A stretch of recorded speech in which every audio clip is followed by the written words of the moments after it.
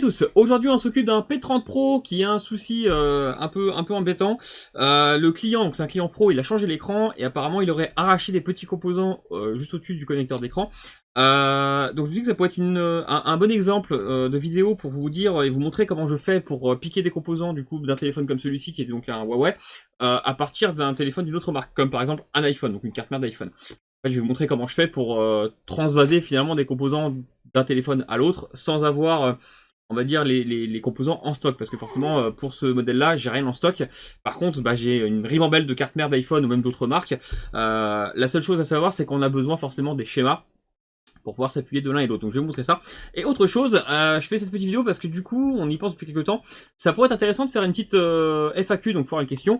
Donc n'hésitez pas à poser toutes les questions que vous souhaiteriez me poser, voilà, ça peut être tout n'importe quoi, hein, pourquoi j'ai ouvert mon magasin, à combien je chauffe, combien d'heures je passe sur tel ou tel appareil, à combien je prends tel ou tel prix pour telle ou telle réparation, voilà, des choses comme ça, parce que je sais que c'est des questions qui reviennent souvent, et j'ai jamais vraiment eu le temps de répondre, donc je vais essayer de faire une vidéo spéciale questions-réponses, donc n'hésitez pas à poser toutes vos questions sous cette vidéo dans les commentaires, et ça pourrait être une bonne idée, voilà, donc ça fera une petite vidéo qui change un petit peu par rapport à tout ce que je peux faire, donc j'espère que vous aurez plein de questions à me poser. Voilà, donc c'est parti, on va regarder ça, on va passer sur l'ordinateur, et je vous explique comment je fais. Donc avant toute chose, on va quand même regarder l'étendue des dégâts sur le téléphone, donc hop, on a le connecteur d'écran qui est ici, et alors là, hop, je vérifie au microscope, et effectivement, alors je vais zoomer plus fort, on a bien 3 composants d'arrachés, sans doute des résistances ou des filtres, vu la taille et vu l'emplacement, on va dire, quand on voit les autres à côté qui sont tout en ligne. Je dirais plutôt des résistances, mais bon, à vérifier. Alors, comment je peux faire dans ces cas-là pour remplacer ces composants? Bien sûr, pour commencer, je dois absolument avoir soit une autre carte mère du même modèle, et là forcément j'aurais plus qu'à les piquer dessus ou au moins prendre les valeurs, mais sinon j'ai besoin des schémas. Là c'est un P30, donc j'ai les schémas pour celui-ci, ça c'est la bonne nouvelle. Et bien sûr, il me faudra quel autre modèle de téléphone, on va dire, avec aussi les schémas et les board view pour pouvoir savoir quelle résistance a la même valeur et où elle se trouve pour pouvoir la piquer. Donc je vais mettre sur le logiciel pour les schémas et on va regarder ça. Voilà, je suis donc sur le board view du P30 Pro. Alors le logiciel que j'utilise c'est Xingzizao, vous le verrez peut-être en haut parce que je sais que des fois je coupe en fait l'écran pour que ce soit plus joli, pour pas qu'on voit ma barre Windows, mais du coup ça coupe le haut aussi, et du coup vous voyez pas le logiciel, donc là c'est Xingzizao. Donc ce petit logiciel il regroupe pas mal de choses, hein, des PC portables, des cartes graphiques apparemment, des cartes mères de PC fixes, des téléphones, enfin il fait un peu de tout. Il n'y a pas tout bien sûr, mais voilà. Il regroupe quelques petites choses intéressantes. Donc, je vais me cibler sur le petit connecteur d'écran, donc celui-ci, le J1701, c'est celui qu'on a vu tout à l'heure sur le téléphone. Et donc, les résistances qu'il me manque, qui ont été arrachées, c'est la R1726, 28 et R1704. Donc ces trois-là, bien sûr, il faut que je les trouve sur le schéma papier, qui est juste à côté. Donc je vais le noter sur, hop, un petit papier à moi, R1726, 1728, et 1704. Voilà, une fois qu'on les a mémorisés, on va pouvoir passer sur un petit schéma papier forcément qui est au-dessus que j'ai ouvert, ici. Donc là je suis sur le schéma papier du téléphone, je vais taper du coup la référence de l'écran ou des résistances, je vais taper la résistance, c'est plus simple. Donc R1726, paf, voilà, il m'en a trouvé une apparemment, AMOLED LCD interface, donc on est bien sur le connecteur d'écran ou en tout cas sur tout ce qui s'en rapporte. Je zoome un petit peu, et donc là j'ai bien R1726, donc c'est bel et bien une résistance qui va à mon connecteur d'écran, le petit J1701, pas de souci là-dessus. C'est une ligne du coup de communication, et du coup la résistance fait 100 ohms, exactement. Ensuite on avait la 1728 juste au-dessus, 100 ohms aussi, et la toute dernière c'était la 1704, alors des fois je me pose à la chercher, je regarde par là si je peux pas la trouver. Ouais, 1704, elle est là, hop, juste là, 10 kΩ, et celle-ci apparemment c'est pour une alimentation de 1,85 V, ce qui expliquerait pourquoi j'ai pas d'écran qui s'affiche. Donc j'ai besoin d'une résistance de 10 kΩ et de deux résistances de 100 ohms. Ok, pas de souci.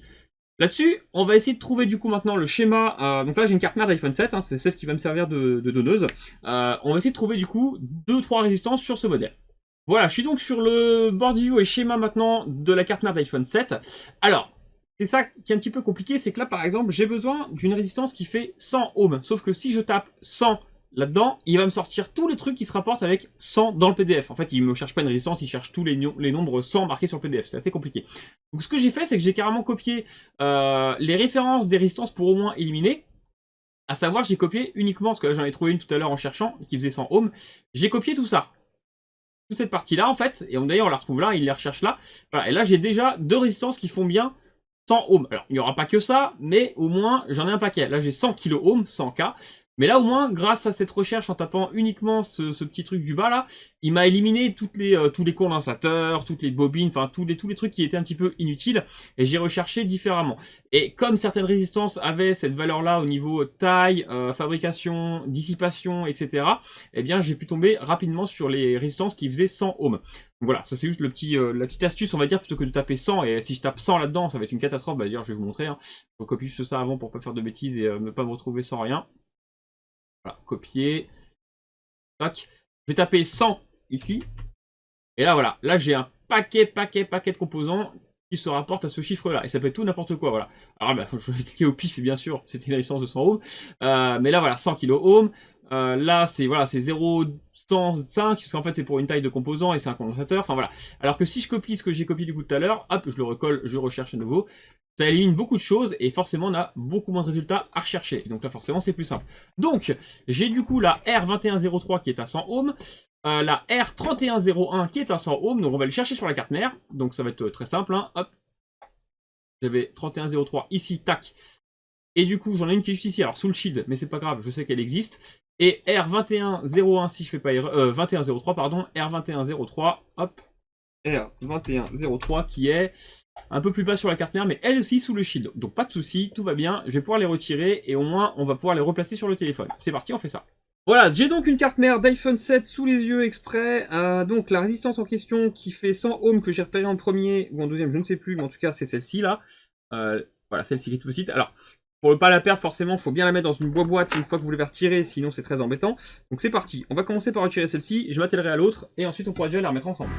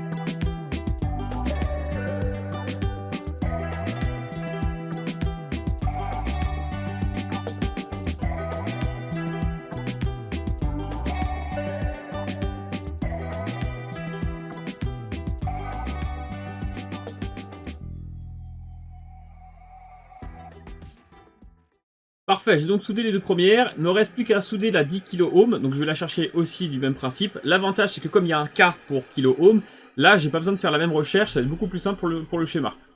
Par exemple, je vais pouvoir taper ici 10K, alors faut espérer qu'elle existe sur un iPhone, mais je pense que oui. Apparemment oui, il y en a même plusieurs. Je vais prendre la première qui me vient. La R1113, donc 1113, celle-ci du coup est une résistance de 10K, donc pas de souci.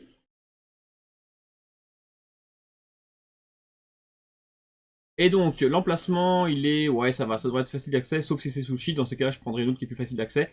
Je pense que c'est le cas. Donc, j'essaie d'en trouver une plus facile. Je passe à la suivante. Autant pas se prendre la tête. Hein. Alors, elle est sur la mini, je pense qu'elle est vraiment à côté de l'autre. Donc, on va passer encore à la suivante. No Stuff, elle n'est pas montée sur la carte mère. Ça ne sert à rien de la prendre. Ça bien, c'est un bel exercice. R2012, allons, c'est celle-ci. Celle-ci est facile d'accès, elle est juste à côté de la PMU, côté droit. Impeccable, on regarde ça et on essaie de la récupérer. Alors facile d'accès, oui, ça va quand même, mais elle est sous colle. Donc on va devoir retirer la colle qui est... Ah, quoique c'est peut-être du flux de restant de réparation d'avant, comme c'est une carte mère pour pièce. Bon, je vais voir. Dans tous les cas, si c'est de la colle, c'est pas grave. En chauffant, ça va s'enlever facilement. Elle est quand même assez simple d'accès, donc c'est plutôt cool. Allez, c'est parti. On la prend. Sinon, j'aurais pu changer. Hein. Voilà, il y en avait plusieurs, donc autant pas être bête et prendre celles qui sont le plus faciles à travailler et du coup à récupérer. Hein. Alors oui, il y a un petit peu de colle, c'est pas grave. Je vais l'enlever au cutter, ça va être assez rapide.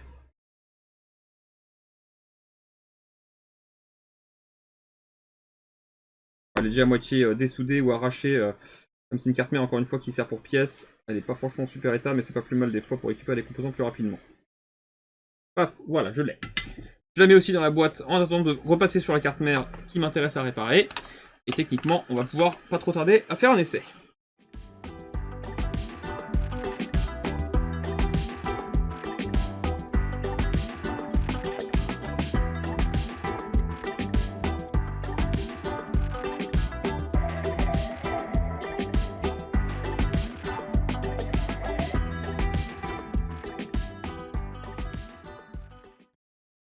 Parfait, on est bien soudés, tout va bien. Donc là, techniquement, on a remplacé les fameuses 3 résistances qui nous manquaient. Donc voilà, j'ai pu vous expliquer comment je fais pour prendre des composants sur une autre carte mère qui, voilà, n'a rien à voir au départ.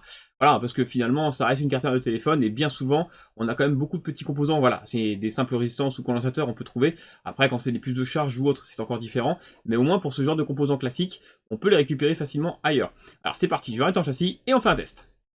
Voilà, je l'ai remonté rapidement, j'ai remis les petites vis, j'essaye de l'allumer, mais bon. Il y a peu de chance, l'écran est neuf, donc il y a peu de chance pour que ça ne fonctionne pas. J'ai senti une vibration. Bon, j'ai le logo Huawei, parfait. Je l'avais pas avant, donc l'écran fonctionne, c'est parfait. Bon, c'est pas bien compliqué, hein, c'est une petite réparation rigolote. Mais, je vais cacher comme s'il y a des photos personnelles. Mais, c'était intéressant de vous montrer comment je fais pour prendre des composants. Voilà, voilà, on a le logo qui charge. Pour prendre des composants, du coup, d'une carte mère d'un iPhone, par exemple, pour mettre sur un Huawei, ou même un Xiaomi, ou un Samsung, ou ce qu'on veut. C'est un truc qui arrive souvent hein, quand on est dans la réparation, parce qu'il faut... bon, il y a un petit schéma, donc c'est parfait, ça cache la photo perso. Mais voilà, ça arrive souvent dans la réparation et quand les clients sont pressés, eh bien, ça évite de commander. Alors bien sûr, encore une fois, ça ne fonctionne pas pour tous les composants. Si ça avait été la PMU, donc la puce d'alimentation de ce téléphone-là, là je l'avais pas du tout en stock et là il aurait fallu que je la commande. Mais quand c'est des résistances, des petits fils, des choses comme ça, on peut s'arranger. J'avais fait, je crois, il y a longtemps une réparation aussi d'un rétroéclairage sur je ne sais plus quelle marque de téléphone, où j'avais piqué tout le système de rétroéclairage d'un iPhone 6 et je l'avais mis dans l'autre carte mère qui était, je crois, un Xiaomi ou un Sony, je ne sais plus. Et ça fonctionnait du tonnerre parce qu'on était vraiment très proche au niveau besoin des composants nécessaires. Donc c'était vraiment impeccable et c'est rigolo quand c'est comme ça. Voilà, j'espère que vous avez appris des petites choses sympas. Et du coup, je vous rappelle, n'hésitez pas à poser des questions en commentaire en dessous pour la prochaine vidéo. Allez, à la prochaine!